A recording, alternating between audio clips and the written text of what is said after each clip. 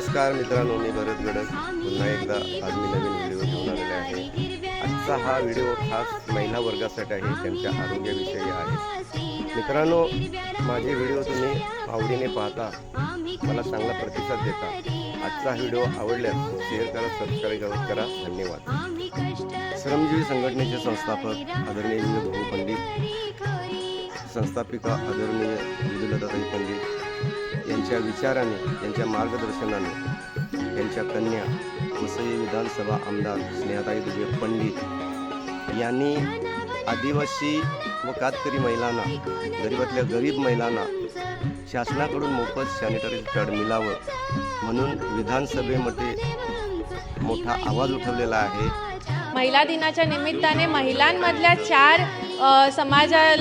समाजासाठी बोलण्याचा संधी मिळते अध्यक्ष महोदय।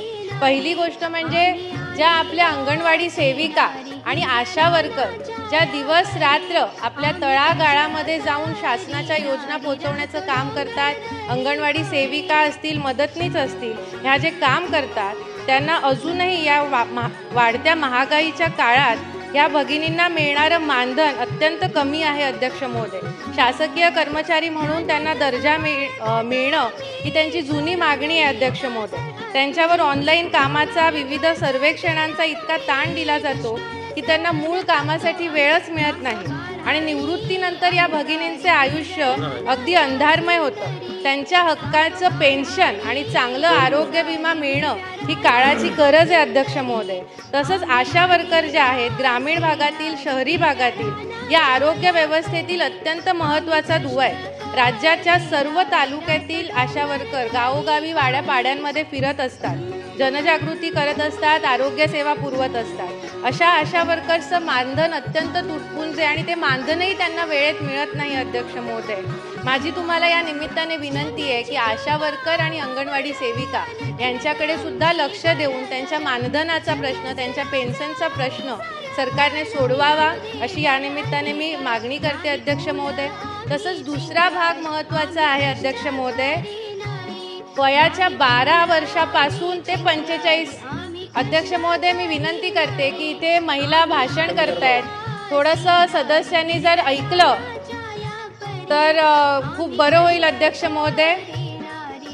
12 ते 14 वयोगटातल्या महिलांना मासिक पाळी येते अध्यक्ष महोदय। या विषयावर सहसा कोणीच बोलत नाही आणि ज्या शहरी भागात असेल किंवा गावापाड्यांमध्ये असेल सॅनिटरी नॅपकिन वापरले जातात किंवा सॅनिटरी नॅपकिन उपलब्ध होत असतात, पण या महिलांचा, ज्या ऊसतोड कामगार आहेत, ज्या विटभट्टीवर काम करतात, ज्या कोळसा भट्टीवर काम करतात, ज्या शेतमजुरी करतात, ज्यांना 2 वेळेचं अन्न मिळवण्यासाठी सुद्धा संघर्ष करावा लागतो, अशा महिला महिन्याला 7 दिवस जे पाळी येते त्या पाळीमध्ये स्वतःची स्वच्छता कशी राखत असतील हा विचार अध्यक्ष महोदय केला पाहिजे। आपण इथे सगळे सदस्य बसलेलो आहोत, रांगेतल्या शेवटच्या व्यक्तीचा विचार आपण केला नाही तर कोण करणार, हा विचार करून अध्यक्ष महोदय माझी या निमित्ताने मागणी आहे की अंत्योदयाचं कार्ड, रेशन कार्ड हे अशा सगळ्या महिलांना मिळालेलं असतं जे बिलो पॉवर्टी लाईन, गरिबी रेषेखालच्या महिला आहेत। अशा महिलांना अंत्योदयाच्या कार्डवरती, रेशनिंग दुकानावरतीच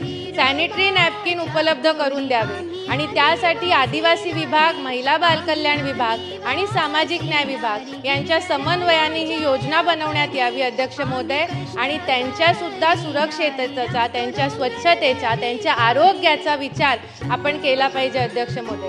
हे दुष्टचक्र मासिक पाळीपासून सुरुवात होतं पण ते तिथपर्यंत थांबत नाही अध्यक्ष महोदय। त्यांना आजारपण येतात, ते ॲनिमिक होतात महिला आणि त्यांना नंतर कुपोषित मुलं जन्माला येतात अध्यक्ष महोदय। त्यामुळे हे मासिक पाळीपासून निर्माण झालेलं चक्र कुपोषणापर्यंत येऊन संपतं अध्यक्ष महोदय। त्यामुळे यावर तोडगा काढण्यासाठी मी सुचवलेली जी मागणी आहे त्यावरती सरकार निश्चित विचार करेल अशी मला आशा आहे अध्यक्ष महोदय।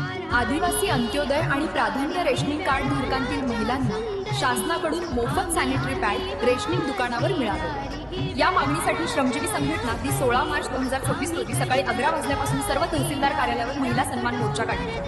चला तर श्रमजीवीच्या मोर्चाला। श्रमजीवी संघटना जिंदाबाद जिंदाबाद। आणि या अनुषंगाने श्रमजीवी संघटनेच्या वतीने 16 मार्च 2026 रोजी सर्व तहसील कार्यालयांवरती मोर्चाचं आयोजन केलेलं आहे। तरी परिसरातील तालुक्यातील सर्व महिलांनी सहभागी होऊन हा मोर्चा यशस्वी करावा। धन्यवाद। जिंदाबाद।